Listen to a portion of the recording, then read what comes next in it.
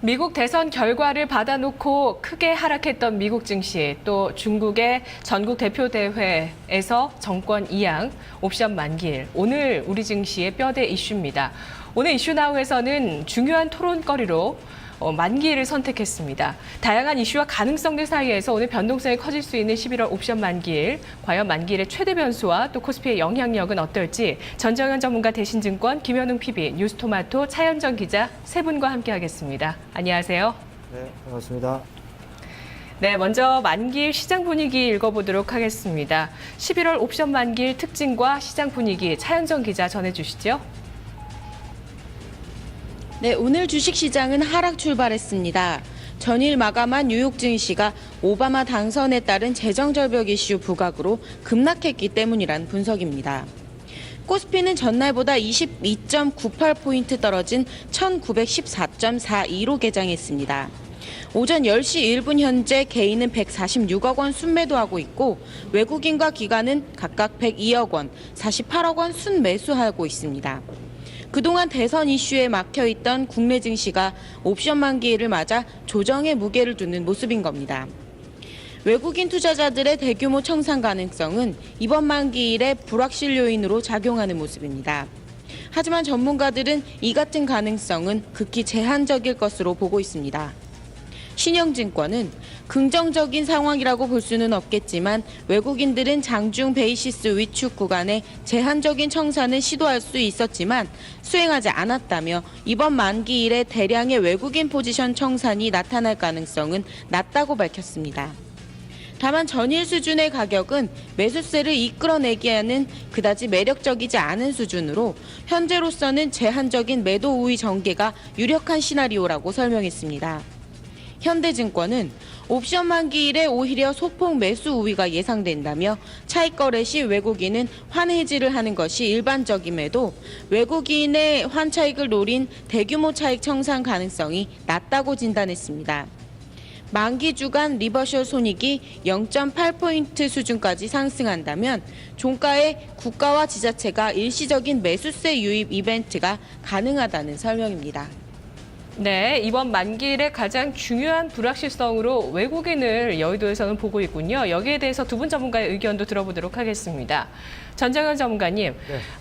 원달러 환율이 지난달에 많이 하락했기 때문에 이번 만기를 맞아서 환차익을 노리면서 들어왔던 외국인이 과연 청산할 것인가? 지금 여의도에서는 그럴 가능성이 낮다고 보고 있는데 전정현 전문가는 어떻게 보시는지 말씀해 주시죠. 네, 저도 이제 그 점에 좀 동의를 하는 편입니다. 예. 워낙 강세의 속도 자체가 굉장히 급격하거나 또는 그렇게 된다면 상당히 부담이 되는 겁니다. 근데 워낙 강세의 추진적으로 나가는 그 방향은 그쪽이지만 점진적으로 느리게 진행되고 있다는 거죠. 그렇다고 한다면은 아직 12월이라는 여유가 있기 때문에 지금 당장 급격하지 않다면 청산하지 않을 가능성이 이제 많이 있지 않나 그렇게 판단이 되고요. 그리고 좀 전에 기자님하고 이제 브리핑하는 데서도 나왔지만 이제 환해지 부분입니다. 네. 사실 그 외인들이 선물을 투자하면서 그네들은 차익 거래를 먹을 목적으로 들어오지 사실 환율에 대한 위험을 제거하고 싶거든요. 그렇기 때문에 이제 환해지를 되게 걸어 놓습니다.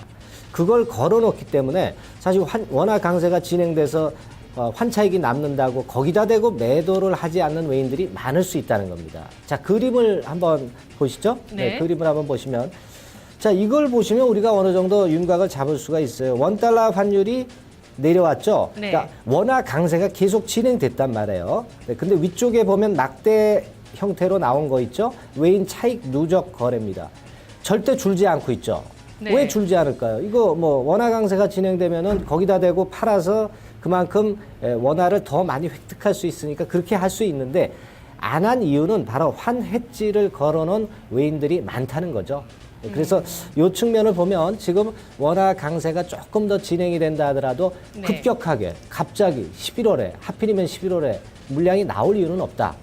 저는 이제 그렇게 좀 말씀을 좀 드리고 싶고요. 네, 그런데 전문가님 네네. 이렇게 차익 누적 잔고가 많다 보니까 네. 이걸 또 청산하는 시기가 언제가 될 것이냐. 지난달 네. 만기 때도 이 얘기 했었잖아요. 네, 네, 그렇습니다. 네. 그래서 사실 뭐 다른 어떤 요인들에 의해서 모멘텀이나 뭐 프로그램 매매나 이런 것들이 급격하게 10월 달에 변했다면은 다른 요인들이 변했다면은 11월 달에 이제 나올 수도 있는데요. 우리가 이번 건은 다시 12월 달로 연기될 그 가능성이 상당히 많습니다. 이따가 후반부에 제가 이제 말씀을 드리겠지만 다른 좀 마이너스 요인이 있기는 합니다. 네, 그건 이따 점검을 좀 해보도록 하겠고요. 1단계적으로 아까 그 말씀입니다. 차익거래는 환해지를 주로 하기 때문에 그런 속성을 감안을 해보면 지금 현재 청사는 11월 달에는 조금 그 힘들 가능성이 좀 있겠고요. 네. 그리고 이제 그 3% 정도 지금 현재 환차익이 발생한 상황입니다. 뭐 예를 들면 7월에서 9월까지 평균 환율이 한 1,130원대였어요. 근데 그때 이제 외인들이 좀 들어왔습니다만 그렇다고 한다면 지금 1,090원대니까 어떻습니까? 한 3% 정도 환차익이 발생을 했죠. 네. 발생을 했습니다. 근데 지금 이 환차익에 대한 부분을 점진적으로 환율이 느리게 하락하는 그런 양상이라고 한다면 12월까지 가져가겠다는 거죠. 향유를 좀 더 할 수 있다는 얘기입니다.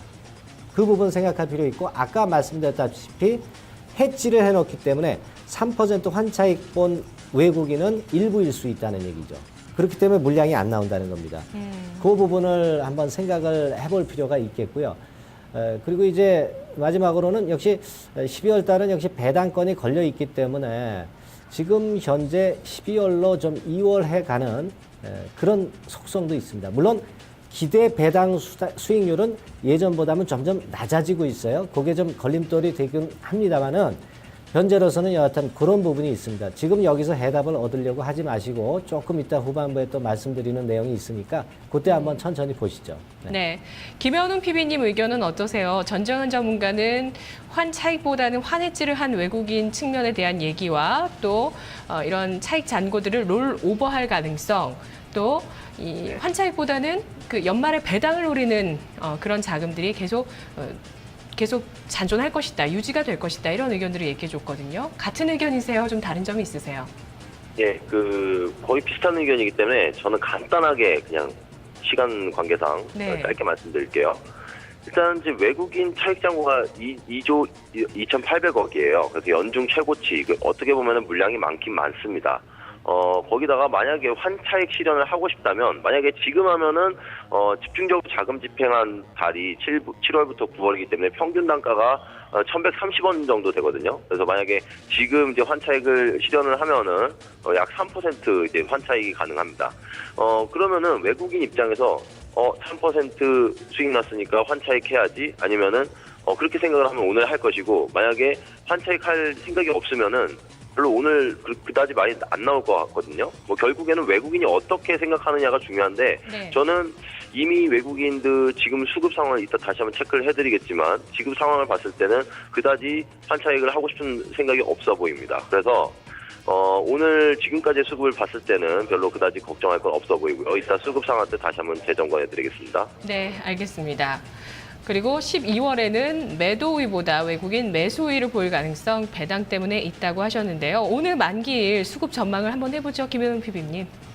네, 일단 11월 1일에 기준에 이제 순차익 잔고가 3조 7,770억 원이에요. 그래서 순차익 잔고가요. 그래서 굉장히 좀 많은 편이긴 합니다만 이 물량이 뭐 어느 정도 청산할 것인가가 오늘의 관건이 되겠죠. 뭐 어떻게 될 것인가 예상하는 거는 뭐 확실하지 않습니다. 뭐 연구원들도 그렇고 저도 그렇고 어떻게 될 거야라고 얘기하는 것 자체가 사실 뭐 때려맞히기식이라고 이제 생각을 이제 하시면 되겠고요. 일단 가격 조건으로 봤을 때는 좀 그래도 매도를 좀 하고 싶을 것 같긴 합니다. 뭐 컨버전이 호전되고 베이시스가 약간 부족해 보이는 면도 있고요. 그리고 이제 다른 수급을 봤을 때 국가지자체 같은 경우는 저번 달에 그 만기일의 물량이 선출이 됐거든요. 그 국가지자체는 걱정할 게 없어 보이고요. 이번 달은 괜찮고요. 이번 달 같은 경우는 외국인만 걱정하면 됩니다. 그래서 환차익의 욕구와 배당받을 욕구 이 두 가지에 지금 갈등을 하고 있다라고 보시면 되는데 지금 그 프로그램 매매 종합을 시간대별로 보면요. 지금 이제 약 200억 정도 좀 이상 조금 나왔거든요.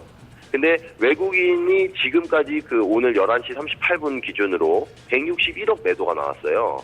어떻게 보면은 이제 프로그램보다 오히려 그 외국인의 매도가 적습니다. 네. 그렇다고 하면은 결국에 지금 프로그램 매도 그 차익 매도가 좀 나오고 있는데 비차익권에는 네. 또 매도가 나오지도 않고 있거든요. 매수죠. 근데 차익 매도가 나오는 거 보면은 오히려 투신권이 더 많습니다. 즉 지금까지는 투신권이 더 많지 오히려 외국인은 별로 차익 매도가 심하게 나오고 있지 않다라는 거죠. 뭐 어떻게 이제 후반부로 갈수록 어떻게 변할지 모르겠습니다만 지금까지의 숫자로 봤을 때는 외국인이 그다지 환차익의 요구가 없다라고 정의할 수 있겠습니다.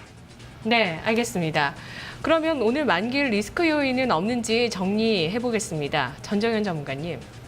네, 만기 리스크 요인은 좀 있죠. 예, 뭐 과거에 최근 수년간에 보면은 과거에 그 11월 옵션 만기 때 뭐 도이치 사건 건이니 이런 거 잘 기억하실 겁니다. 그러니까 심리적으로는 굉장히 불안한 달이 바로 11월입니다. 과거에도 수년간 11월 옵션 만기 때는 변동성이 상당히 컸었거든요. 네. 그래서 그 심리적으로는 불안하긴 한데 이론적으로는 지금 현재 무난하게 지나갈 것 같은 그런 만기가 되기 있기 때문에 사실 조금은 좀 이율배반적이기는 합니다만은 그러나 제가 볼 때는 심증만 가지고 오늘 만기가 어렵겠다 이렇게 예상을 하는 것은 좀 어렵겠고요. 물증을 봤을 때는 지금 현재 옵션 만기는 수월하게 넘어갈 그런 가능성이 좀 있고 해외 요인 부분이 더 큰 거죠. 해외 요인으로 해서 네, 오늘 뭐 만기 이전에 뭐 전체적으로 선물이 많이 폭락을 하고 그런 사태가 발생을 한 거고요. 그렇게 볼 수 있겠고요. 그리고 이제 두 번째로는 글로벌 헤지 펀드들이 그 북크로징이라고 있죠. 네. 북크로징이라는 게 있습니다. 그러니까 대개 그 회계년도 결산을 그 헤지 펀드들이 11월 달에 일찍이 조기에 시작하는 경우가 이제 많습니다. 예. 그럴 경우에 조기에 마감하기 위해서 이제 이 옵션 만기 때 물량을 때려버리는 그런 패턴이 나타날 수도 있다는 겁니다. 그거는 뭐 우리가 11월 말 이후기 때문에 지금 너무 우리가 미리 앞서가는 거 아니냐 그렇게 생각할 수도 있겠지만 네. 그런 부분들도 무시할 수 없는 심증이 갈 수 있는 부분이에요. 헤지 펀드들은 배당을 네. 잘 안 받나 보죠? 네, 아무래도 그 헤지 펀드는 좀 배당보다는 제가 볼 때는 환차익 같은 경우는 되게 해지하고 들어가지 않나 싶고 일단 가격 차익을 이용한 거래를 좀 많이 하지 않나 그렇게 판단이 들어요. 네. 전부 헤지 펀드가 그렇다는 얘기는 아니니까요. 예. 그걸 감안하실 필요가 있겠고. 그리고 이제 올해 말에 국가 지자체가 거래세가 면제가 되죠. 그리고 내년부터는 그 대신에 외국인 포션이 70%대로 굉장히 올라옵니다. 프로그램 매매에서요. 그게 중요한데 여하튼 아직까지는 거래세 면제이기 때문에 단기적인 매매가 들어오면서 변화를 좀 줄 수 있다는 부분도 좀 유의해야 될 상황이고요. 선물 합성 선물 스프레드 같은 경우는 대개 0.3포인트 이하로 내려가면은 그것이 결국 마이너스 요인으로 작용돼서 매물이 좀 나올 수 있습니다. 근데 지금은 그렇지 않은 상태이기 때문에 매물이 그렇게 크게는 나오진 않을 것 같습니다. 되게 그런 요인들이고 지금 중요한 거는 이제 해외 쪽 요인이 더 중요하지 않나. 지금 현재 보면 이제 나스닥 선물이라든지 S&P 선물이라든지 또 독일 선물도 나오죠.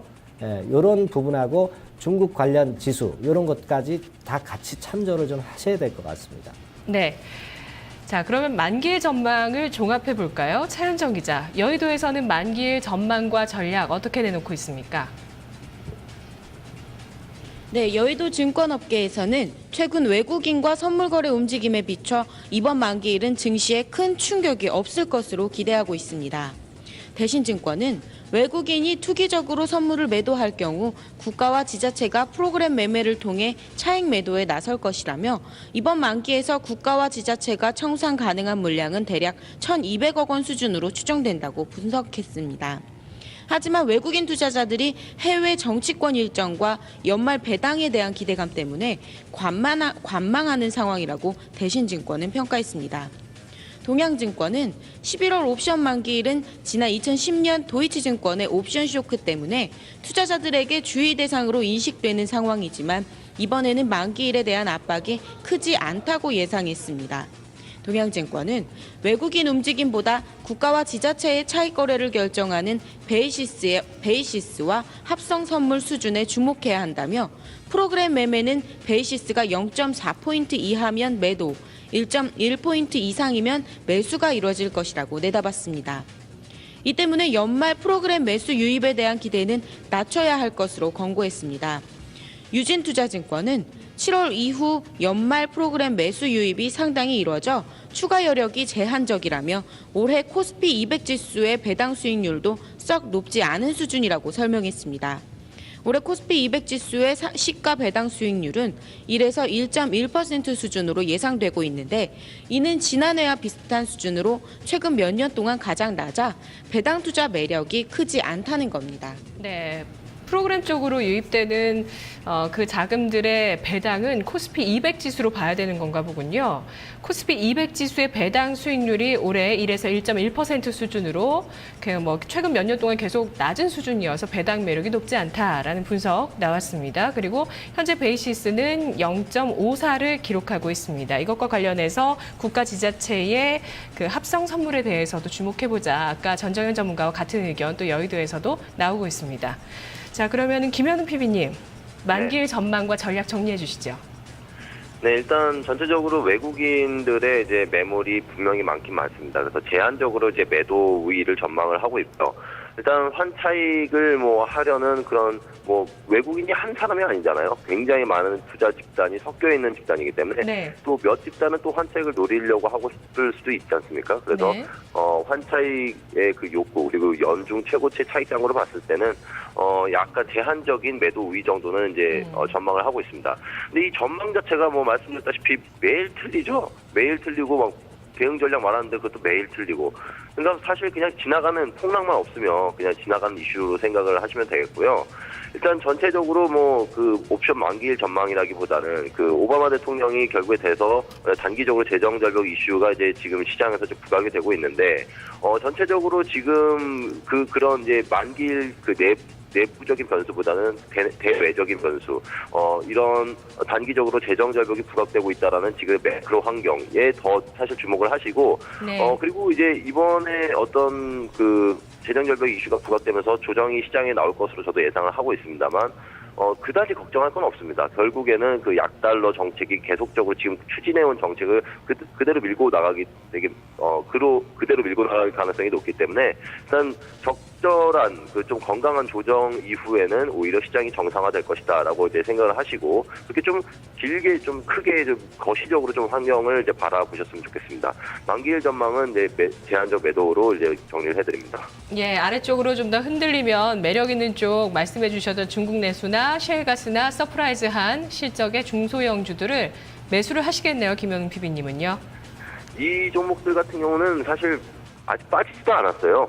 조정도 안 왔습니다. 사실 정말 막 급락이 나오거나 시장에 급락이 나오거나 하면은 분명히 이제 같이 급락이 나올 수는 있겠죠. 그러면은 이 종목들을 계속 매수를 해야 됩니다. 왜냐면은 결국에는 오바마 정책과 그 전 세계적인 매크로 환경이 변하지 않았기 때문에 이 종목들이 향후 주도주가 될 것으로 보고 있기 때문에 기회를 줄 때는 좀 매집을 해야겠죠. 네, 알겠습니다. 전정현 전문가님, 만기일 전망 전략 어떻게 정리하시겠어요?